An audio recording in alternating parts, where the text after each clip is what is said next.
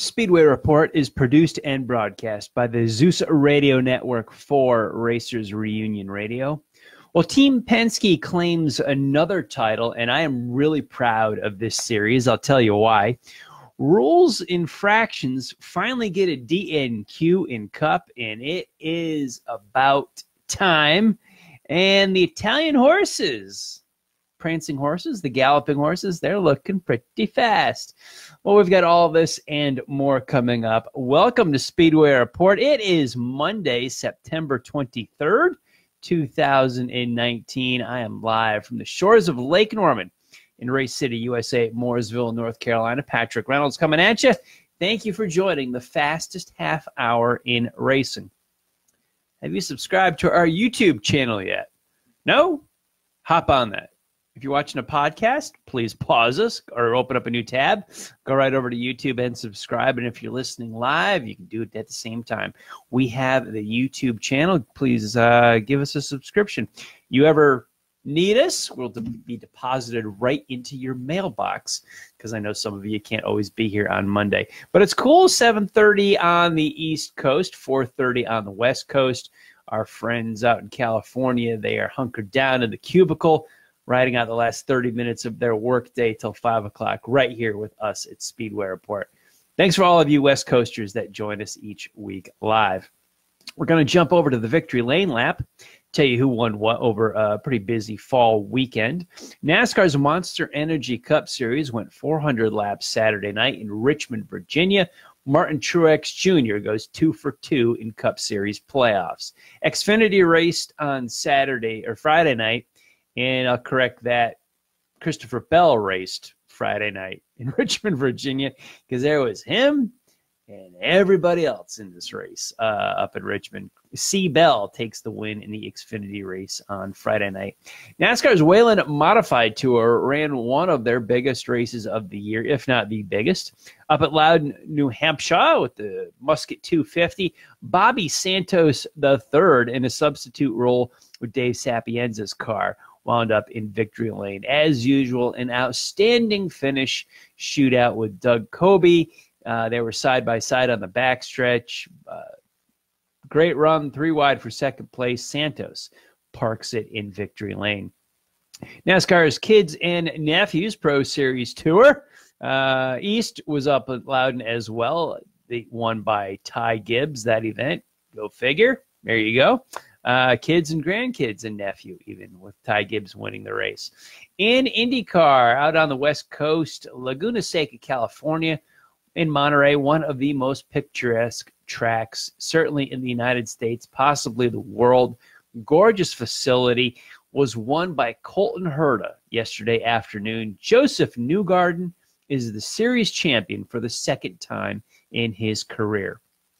Formula One's original night race was held in Singapore, and a great twist and turn of the Formula One power and a shifting of the scales.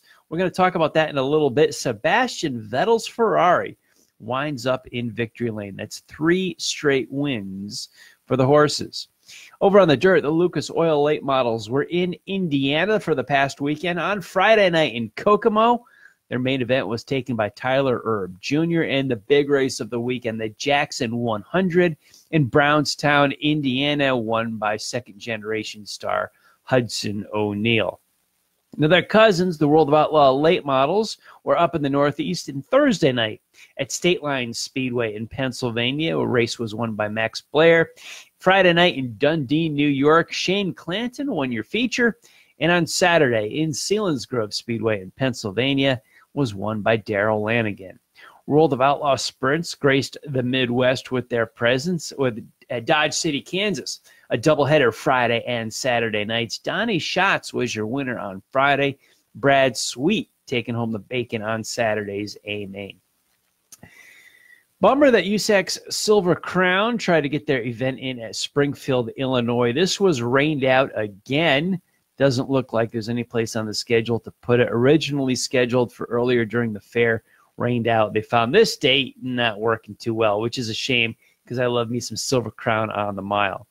In one of the biggest dirt races in the Northeast this year, was the Freedom 76 at Grandview, Pennsylvania on Saturday night. This year's 76er taken by Mike Goulart and a very nice $25,000 for the win for the small block mods in Pennsylvania. First thing before we want to get going, John McKennedy's father passed away over the weekend. We want to send our thoughts and prayers out to him. McKennedy was driving Tommy Baldwin's number 7 New York car and wound up in second place at the Musket 250 at New Hampshire Motor Speedway. Great shootout, great run, taking Baldwin's car to second place. Santos your winner, Doug Kobe in third, so they had a very talented podium.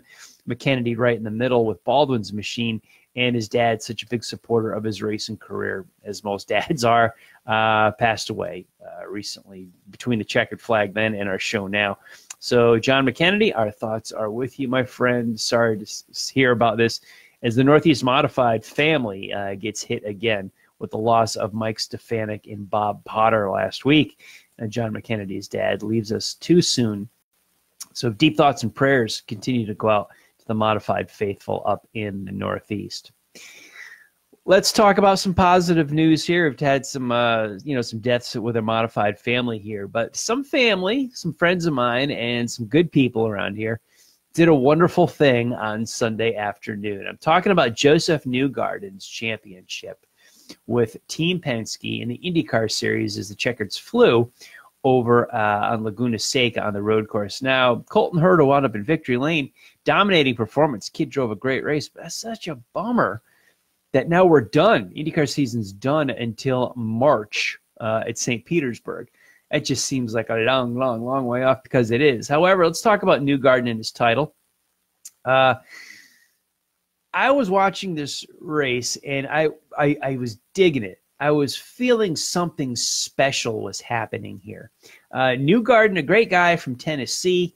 This is the kind of person that could have been a dirt racer, could have been, NASCAR path, but he comes out of Tennessee, and he's an IndyCar star with his second career championship. These are the type of folks that IndyCar should put such a big push on, with the misconception of too many foreigners or complain about, where's the Americans? Well, you got one. You've got a 2-time title winner in Josef Newgarden. And the racing is good in this series. And what I felt really was special about this event, this day, this race, with that championship tension in the air, was I was watching a legitimate championship. Now, I'll reflect this and mirror it to NASCAR's punchline that I've seen for so many years now, since 2004. And how I just can't get into it, can't enjoy it. I get driven further and further away. IndyCar has held strong to their roots, and God bless them. They crowned a legitimate champion on Sunday with Josef Newgarden. Now, granted, he drove for Team Penske, which is a powerhouse. You've got, pretty much Penske, Ganassi, and Andretti. I guess Schmidt-Peterson too, but they're like a step behind the big three there. Penske is certainly a favorite for the title every single year, but I love the point system. Still a major league automobile series here in America. We start counting at the first race of the season. We stop counting at the last race of the season. Driver with the most points is the champion. Simple, effective, and real. Without playoffs, stages, playoff points, Final Four, I don't get it. I don't care. Bravo, IndyCar. You did a wonderful thing here. Now, a good friend of mine, Will Schneider, works on Newgarden's team. He's been an employee with Penske for a while now. And I want to chronicle his efforts a little bit through the years. He's been moved to different cars through the teams. So he's got a championship, but his timing has been bad for the Indianapolis 500.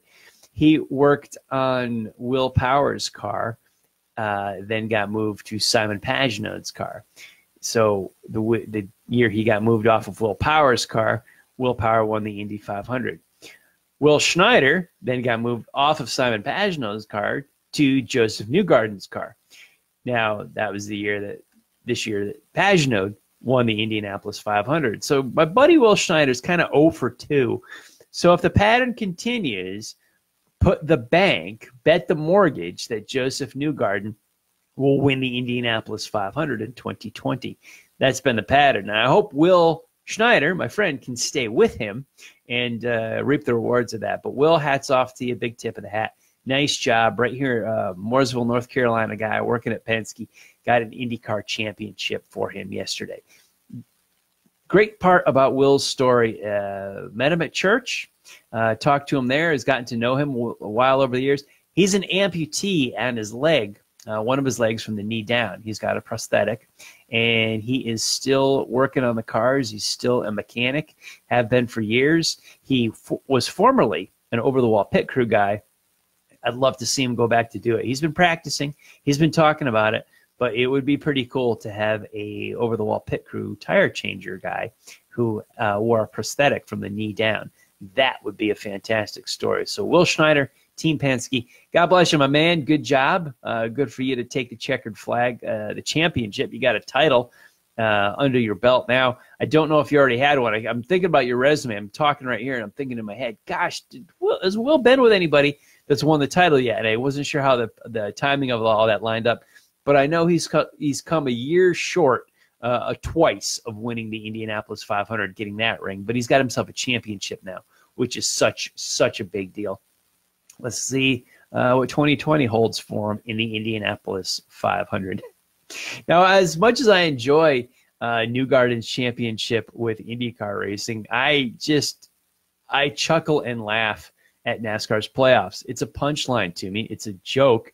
I get these I'm on NASCAR's email press release list. So I get all the information about qualifying, about practice, midweek stories, what's going on the track. And these, the subject is email like anything else. There's a subject line. Tells you what we're talking about here. And for the most part, all of them that say playoffs, I don't even read. I don't know. I don't care. I don't get it. I just like playoffs. Come on. I'm watching a legitimate title for the IndyCar ride. This playoff stuff, I don't, stage points, blah. I don't know. I don't care. I'm laughing. I literally laugh out loud. I find it hard to follow. I don't care. It's like, God, you have destroyed the sport, guys. So mad. Please turn it back. Please fix it back to a better sport and a legitimate title. Makes me a bigger and bigger fan of IndyCar racing all the time. I just can't do it. No, I bash Cup all the time. Let's give them some love. Let's take the Monster Energy Cup Series and give them some love. Now, I like Eric Jones just fine, so I don't wish him any harm. However, it is good to have a car not pass tech inspection and have them disqualified. That's fine. That's how it should have been. My question is, what the hell took so long? Why have we been jerking around for this for decades? We take away points, we take away money. It doesn't work. If the car does not pass post-race tech, bingo, they get disqualified. Now, Eric Jones kind of broke up. Gibbs still had a great run. Joe Gibbs Racing finished 1, 2, 3, 4 with Jones in the 4th spot. So even with his disqualification, they took the podium with the top 3, which is fantastic. And it was the rear toe on the car that caused them to not pass tech and be tossed out for the evening. This is a big deal. We used to push this to the max all the time when I was working on teams with the rear end alignment, both the toe and the skew of the rear end. There was measurements of this body and what kind of angles and all that. They got systems now. As I've been removed from NASCAR shop for 11 years. So things have changed dramatically, exponentially, since I've been a hands-on guy with these teams. So how they measure them, I've seen it. I just don't have experience with a hands-on, with the laser measurements and the system that they have. And there's leeway, there's grace, and then there's a go, no-go.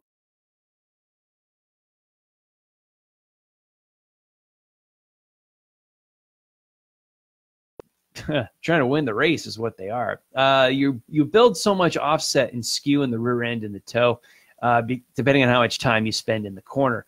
When you get a rear end line perfectly in the car and then you try to go through the corner, you're fighting the rear end. It's a straight line and it wants to go straight and you're trying to make it turn. But if you can cheat it up a little bit, make it turn a little bit more on the straightaway, you're that much further ahead when you get to the corner. Now, you get too much on the straightaway and you'll introduce scrub into the equation, which will slow you down. So it's a very fine line. But like everything, NASCAR has their rules. NASCAR has their limit that you can go. And the guys at Eric Jones just crossed that line. Now, my point is, I like Jones just fine. Gibbs just fine. No problem there. However, when people don't pass tech post-race, they should be disqualified. Gone, bye. We should have been doing this long ago. It's kind of like double file restarts. We should have done this a whole heck of a lot sooner than what we actually did. I don't know why we didn't. But this is good. Have a guy not pass tech, disqualified. Eric Jones, big fan. Saw him run late models, go that far back with him. And he's a good dude.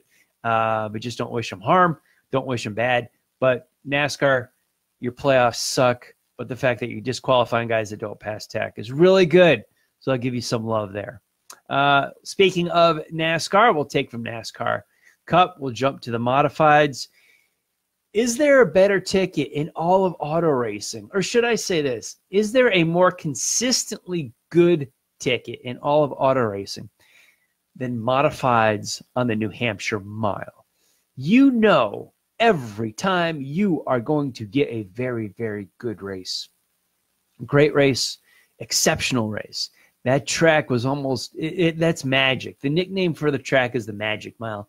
With Modifieds, it is absolute magic. If you've never seen a modified race at New Hampshire, that is the race to go to as far as quality of racing, of passing, of excitement. There's nothing better. Now, I've heard some debate if the 250 laps on the mile was too long. I'm a fan of it. I like long races. I didn't mind 500 miles at Dover. I thought it was just fine. Granted, it was a 5-hour race, but I'm fine with that. I enjoyed it. I like the marathon runs. So I got this 250 on the mile at New Hampshire. I love it. I think it's a good deal. I wasn't there. I was down here in the South. However, I'm a fan of those races. I miss so many extra distance races that they used to run. It's the circuit now is littered with 150s. There's a few 200s. I think the Sizzler and one at Riverhead. But, you know, we used to run the 200s and 250s and 300s and so many long-distance races for the Modifieds when I grew up, and I miss all those races. And this is at least an attempt to bring back some magic, of bringing that excitement, that this long-distance thing. I like that. I like that. Let's throw in some pit strategy. Let's refuel. Let's change tires. Come on. Let's get rid of any mandatory brakes. I might as well throw that in there too. Let's let them run the 250 straight through and see what happens. You get a caution, you get a caution. I kind of like that. I miss the old Thompson 300. It's not around anymore. The Race of Champions, Bud 200. We can go on and on and on. None of them are here anymore. But the Musket 250 at New Hampshire is alive. It is well, and I hope it goes on for many years into the future. But I'm into the 250. If you want to see the race, it was on Fans Choice TV live, free, I might add. And I believe this week, looking on the calendar, I think it's the 26th this week, Thursday, NBC SN should have a rebroadcast, or their initial broadcast of the Musket 250. So if you want to see a good race, I'll tell you, go watch the modified race at New Hampshire. None better. And no matter what, you could buy a ticket to like the Cup Series, we'll say, at any track you want. You may get a very good race. You may get a dud. I don't know. Martinsville is pretty consistent that it produces good Cup racing. But in most of the cases, you may get a good one. You may get a dud. Modifieds at the New Hampshire Motor Speedway Mile, always a good race. You're guaranteed your ticket money. You're going to buy a ticket, sit in the grandstands. You're going to see a fantastic race. And it happened again. I heard it was exceptional. I heard it was brilliant. Finish was good. Racing was good. Always, always, always good. Modifieds at the mile are never, ever, ever a bad thing. And one more observation before I get out of here tonight. Who's feeding the Ferraris over in Italy? Where's the hay coming from? The Cheerios factory? Vettel and Leclerc are flexing some muscle and give Mercedes some game. Did we notice there was not a Mercedes car on the podium on Sunday in Singapore? I'd have to research to find out when the last time that was, that a Mercedes of some sort was not on a podium. It's been a while, quite a while.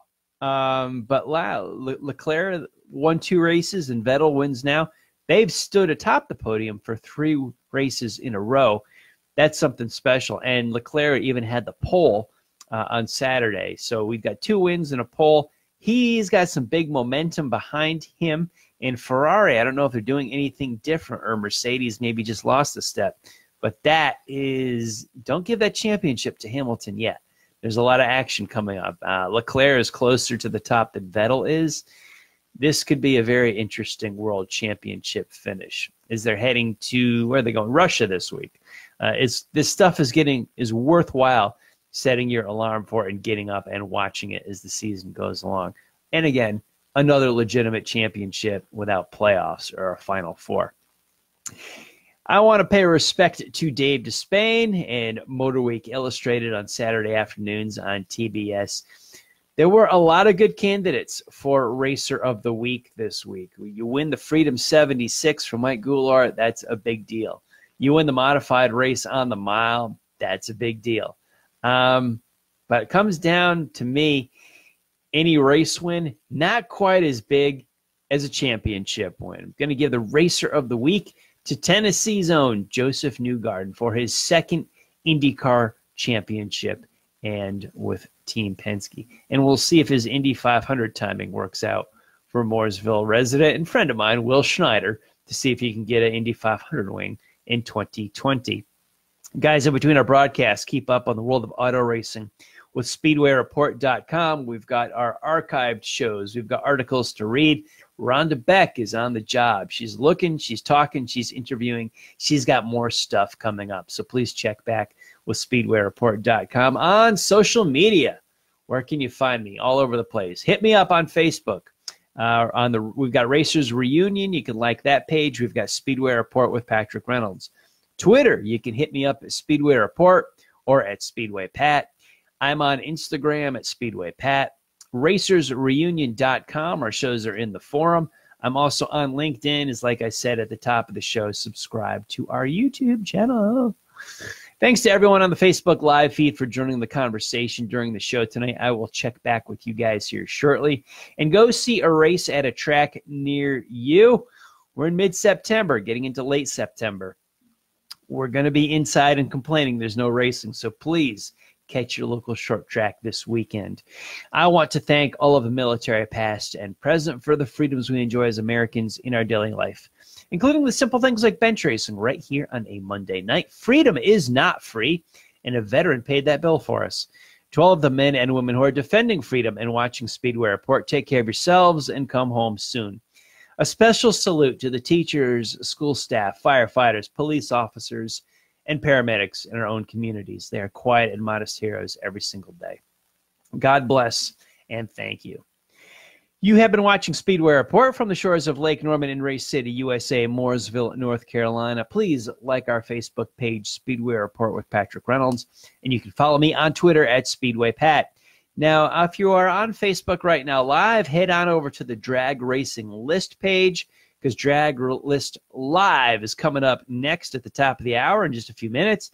Bill, John, and Barb got you covered in the straight line formation. We'll be back live here on Facebook next week, Monday, September 30th.